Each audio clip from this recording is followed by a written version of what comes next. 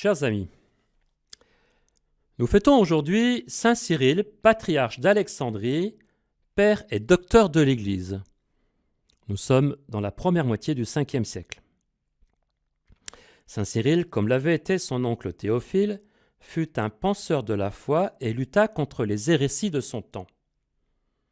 Il fut le grand esprit du concile d'Éphèse en 431, où fut condamné Nestorius, le patriarche de Constantinople, pour qui le Verbe de Dieu n'était pas vraiment homme et, pensait-il, aurait habité dans la chair comme dans une tente.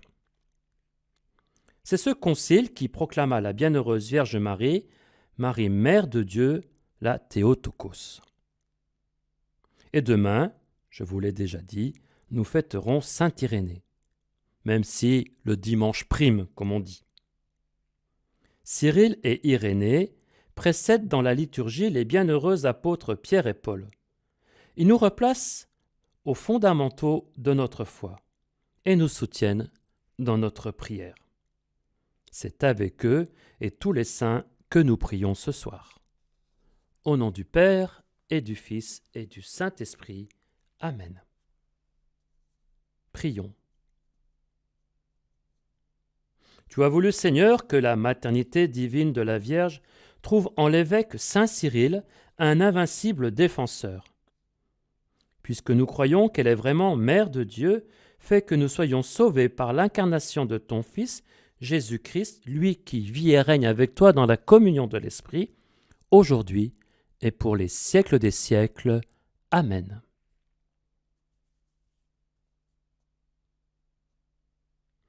Nous lisons dans l'Évangile selon saint Matthieu. En ce temps-là, comme Jésus était entré à Capharnaüm, un centurion s'approcha de lui et le supplia. « Seigneur, mon serviteur est couché à la maison, paralysé, et il souffre terriblement. » Jésus lui dit, « Je vais aller moi-même le guérir. » Le centurion reprit, « Seigneur, je ne suis pas digne que tu entres sous mon toit, mais dis seulement une parole, et mon serviteur sera guéri. Moi-même, qui suis soumis à une volonté, à une autorité, j'ai des soldats sous mes ordres. À l'un je dis va, et il va, à l'autre viens, et il vient, et à mon esclave fais ceci, et il le fait. » À ces mots, Jésus fut dans l'admiration et dit à ceux qui le suivaient, « Amen, je vous le déclare, chez personne en Israël je n'ai trouvé une telle foi. Aussi, je vous le dis, beaucoup viendront de l'Orient et de l'Occident et prendront place avec Abraham, Isaac et Jacob au festin du royaume des cieux, mais les fils du royaume seront jetés dans les ténèbres du dehors. Là, il y aura des pleurs et des grincements de dents. » Et Jésus dit au centurion, « Rentre chez toi, que tout se passe pour toi selon ta foi. » Et alors même, le serviteur fut guéri.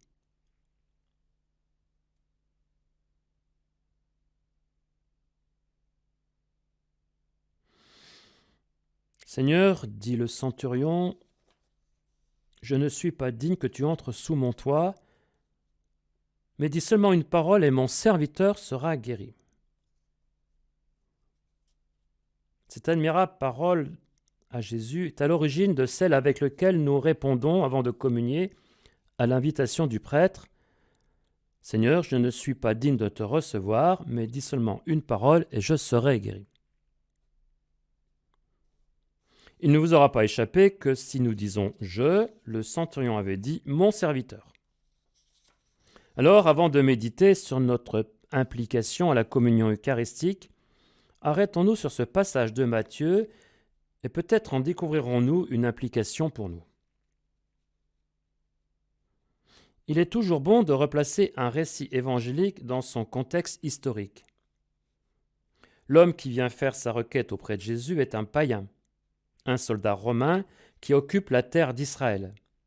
Et nous savons que cette occupation a plusieurs fois été dure et violente. On comprend que les Juifs d'alors aient quelques ressentiments pour l'occupant romain, pour des raisons politiques et économiques, Je songe là à la lourdeur des taxes imposées par Rome. Pour des raisons religieuses aussi, car les Romains sont des païens, des goïms comme ils disent, à qui la promesse de l'alliance leur semblait refusée. Nous avons remarqué aussi que le centurion n'a pas fait la démarche pour lui, mais pour un autre, un subalterne, ce qui pour un militaire n'a rien d'anodin. Il s'est placé d'ailleurs lui-même dans ce type de relation avec Jésus. Pour lui, la parole d'autorité compte, même si on peut penser que l'affection pour son serviteur motive aussi sa démarche. Mais l'homme est resté humble, conscient de sa situation et du contexte. Conscient aussi, face à Jésus, de son péché. Mais est-ce en ces termes que lui, un païen, l'aurait-il exprimé? Ce que le récit rapporte, c'est que Jésus fut touché par cette démarche.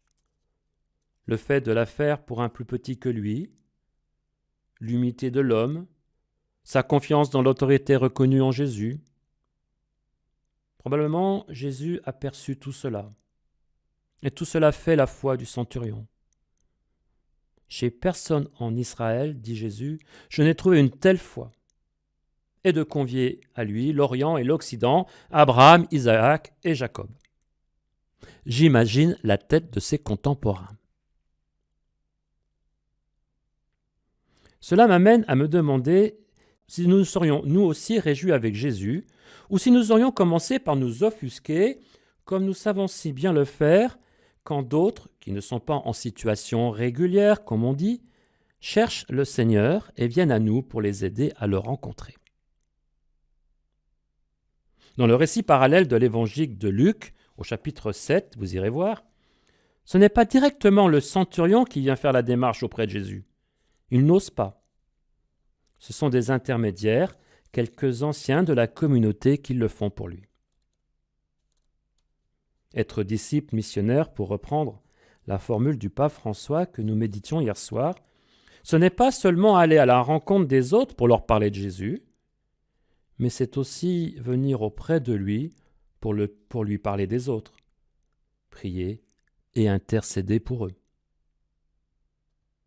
Je me demande aussi, quand je prie le Seigneur, si mes motivations sont toujours aussi pures que je veux bien le penser, si j'ai l'humilité et la confiance de ce centurion.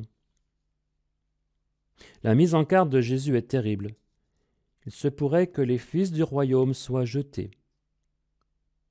Quoi qu'il en soit, grâce à la foi de cet homme, le serviteur fut guéri. Mieux, Jésus ouvre à tous, juifs ou goïms, catholiques reconnus ou non, pourrions-nous dire aujourd'hui, les portes du festin du royaume des cieux. Et là résonne l'invitation qui nous est faite à chaque Eucharistie. Heureux les invités au repas du Seigneur. Jésus avait commencé par dire au centurion, « Je vais aller moi-même le guérir ». Pour nous, il vient lui-même à notre rencontre pour nous guérir et nous faire vivre lorsque nous célébrons l'Eucharistie. Avant de nous avancer à la table de la communion pour recevoir le corps du Seigneur, avant d'ouvrir notre demeure intérieure, avons-nous un peu de la foi de ce païen, celle qui fit l'admiration de Jésus? Cette lecture du récit est assez connue, mais je voudrais aller plus loin si vous me le permettez. Vous qui m'écoutez, pour vous, le confinement a été un temps de jeûne eucharistique. 11 semaines sans pouvoir participer à la messe. 11 semaines sans communier au corps du Christ. En lisant avec vous cet évangile, la parole du centurion prend ici une singulière résonance. « Seigneur, je ne suis pas digne que tu entres sous mon toit. Dis seulement une parole. » Et vous auriez pu la prononcer aussi. « Seigneur, tu ne peux venir jusqu'à moi, mais dis seulement la parole qui guérit. » Le manque peut nous faire comprendre la mesure de ce qui nous est donné habituellement. Qu'avons-nous donc manqué sans pouvoir communier au sens strict du mot? La fin du pain eucharistique? Oui, bien sûr. Mais avec elle, nous avons ressenti la soif de la parole et le besoin des autres, de la communauté. La soif de la parole, vous l'avez exprimée immédiatement, avant même celle de ne pouvoir recevoir la communion. Ce rendez-vous du soir a été proposé pour cela. Et beaucoup m'ont dit combien cela a été important pour eux. La parole du Christ guérit avant même que celui-ci vienne dans notre demeure. Nous continuerons à vous proposer ce moyen pour répondre à cette soif. Mais j'entends aussi comme prêtre combien le service de la parole est premier dans notre ministère. L'homélie, bien sûr, mais aussi tous les autres temps où elle est annoncée, où elle est proclamée, où elle est méditée. La soif de la parole et, je le disais, le besoin des autres. Je garde en moi ces premières messes de déconfinement à la Pentecôte et pour la fête de la Trinité. La joie simplement exprimée des fidèles qui se retrouvaient, un sourire, quelques mots, la ferveur ressentie malgré la distanciation sociale, comme il est dit, malgré les masques. La guérison que le Seigneur apporte dans l'Eucharistie n'est pas seulement individuelle, elle est communautaire. Elle ne peut être qu'ecclésiale. Ceux qui continuent à rejoindre une messe par le biais de la radio ou de la télévision, parce que les contraintes sanitaires sont toujours là, parce que leur situation physique leur demande, comprennent ce que je veux dire. Heureux les invités au repas du Seigneur. Entendons l'invitation qui révèle que beaucoup viendront de l'Orient et de l'Occident et prendront place avec Abraham, Isaac et Jacob au festin du royaume des cieux. Que nous soyons de ceux-là avec l'humilité et la confiance du centurion de Capharnaüm, de peur d'être de ses fils rejetés.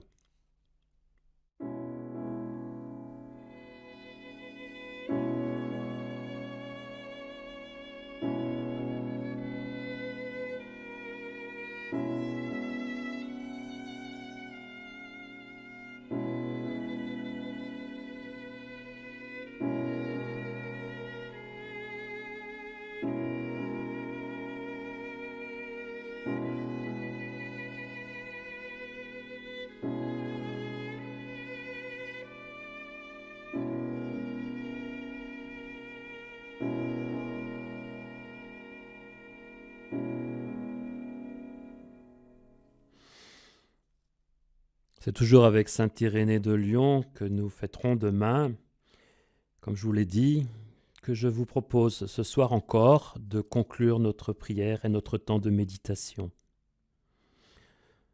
Dans cette prière de saint Irénée, nous entendrons cette célèbre formule « La gloire de Dieu, c'est l'homme vivant, et la vie de l'homme, c'est de voir Dieu. »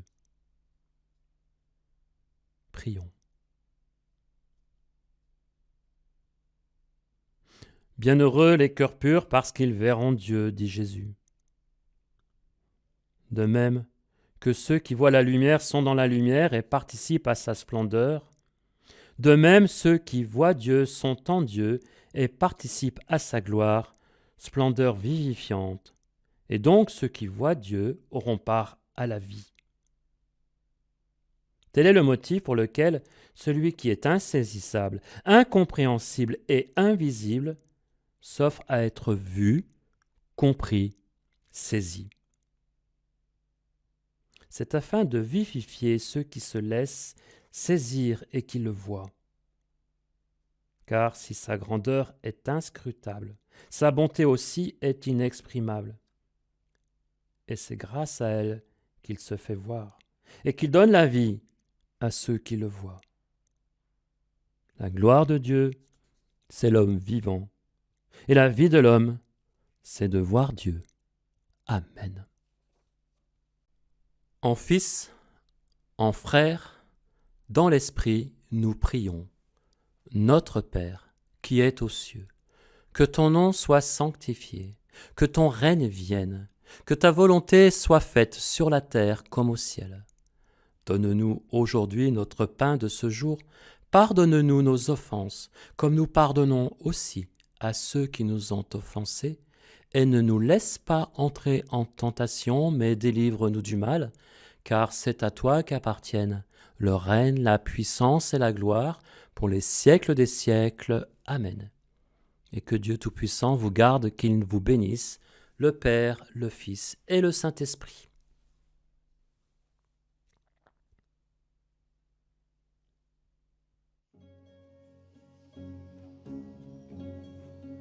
Salut.